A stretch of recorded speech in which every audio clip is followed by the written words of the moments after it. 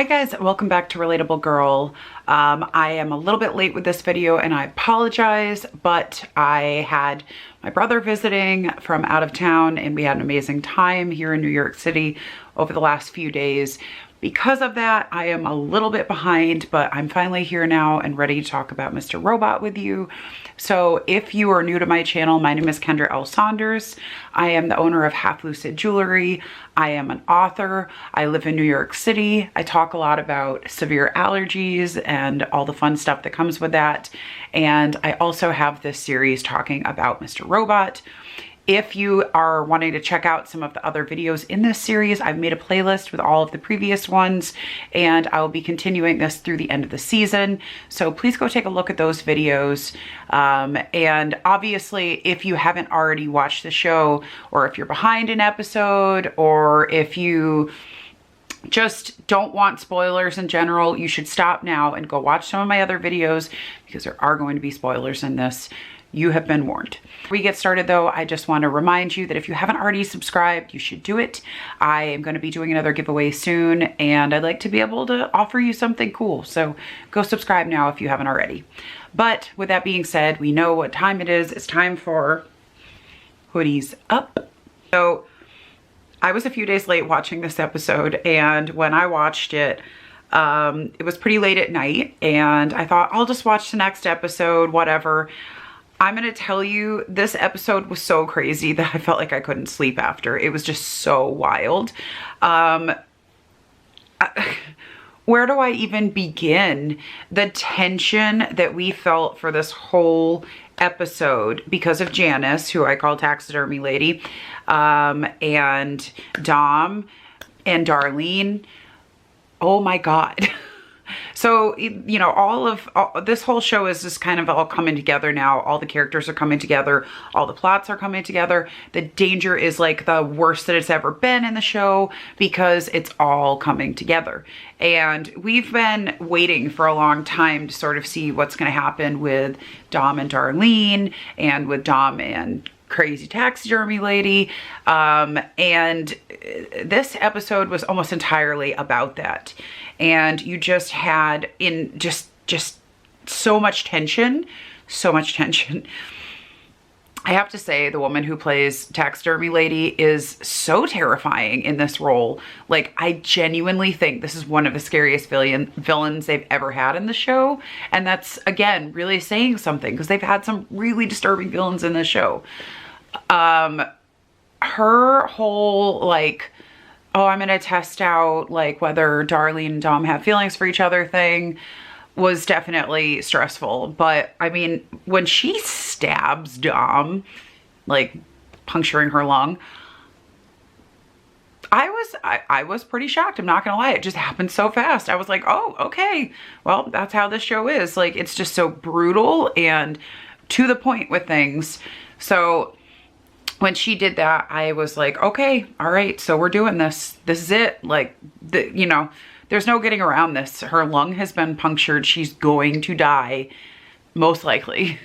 You know, and you have this whole thing with Darlene and like, will she break or not because of Dom? Like, will she give her brother up because Dom's dying on the floor? I thought that the acting was so good in this episode once again. The girl who plays Darlene, just having that kind of, you're just letting her die over there in the corner. I told you I'm not going to tell you anything attitude. I thought it was excellent. Like, the balance between worrying about Dom and also just, this girl has been through so much and she's so determined and she's scared and crying, but she's also just so determined that she's not going to give her brother up. I thought that was, again, brilliant acting. So good. I loved the fact that somebody was able to kind of get one over on Janice, you know, when she realizes that she can't get through to her guys who are guarding Dom's family. And she, you know, calls this mysterious person from Dom's phone, and the guy is like not scared of her at all. He's just like, yeah, whatever. I've heard all this kind of stuff before. Not scared, whatever. I loved that moment. I loved it because you could see she's already like getting close to snapping, but in that moment, this woman just like, she's fully snapped because she's not used to people not being afraid of her. And despite the fact that she gave her little speech about how she's just perfectly normal, like obviously she's not perfectly normal. She's a total weirdo psychopath. And I enjoyed seeing her like have to kind of come down a notch by having somebody not really be afraid of her. I thought that was great. And then the moment where Dom is, you know, she makes that choice and you kind of know it's coming. Like you see her looking at the guy that's standing close to her and you're like, oh, you know what she's going to do. The fact that she was brave enough and, you know, determined enough that she ripped that knife out of herself, cut his ankle or leg or whatever and got him to fall, grabbed the gun and boom, boom, boom. That, oh my God. It was just so good. It was so good. It was so well shot. It was so matter of fact, which is one of the things I love so much about the show. When there is violence in the show, it's very matter of fact. It's not, it never turns it into like, you know, some kind of lingering, like sadness porn kind of thing. The violence is always just very brutal, very quick, very matter of fact. And I think that's what makes it so powerful. I think that's what makes it so fascinating. It makes us just like have to keep going. So, you know, she just boom, boom, boom, down. Taxidermy lady, after all of this that we've been through, done, out, down for the count. And, you know, she tells Darlene to just get away as fast as she can. Like she's calling back up, but tells Darlene to go. And she's laying there, like probably dying. And part of me is like, oh, is somebody going to be able, I don't know. Is somebody going to be able to get there in time? No, there's no way someone can get there in time. I mean, through the magic of TV, is she going to survive? I don't know. This show hasn't been sentimental with people. Like generally, I mean, look at what happened to Angela. This show is not sentimental. So I think she did die.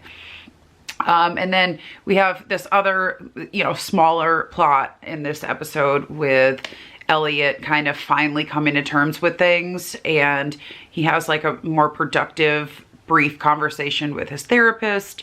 And he decides, you know, that he can't give up. He kind of confronts and interacts with his younger self. And his younger self gives him a sense of forgiveness that he's needed. And he's all ready to go. And then he has to confront Mr. Robot again. And the two of them have a conversation, which the acting in that scene was absolutely brilliant. I think Christian Slater was so good in that scene.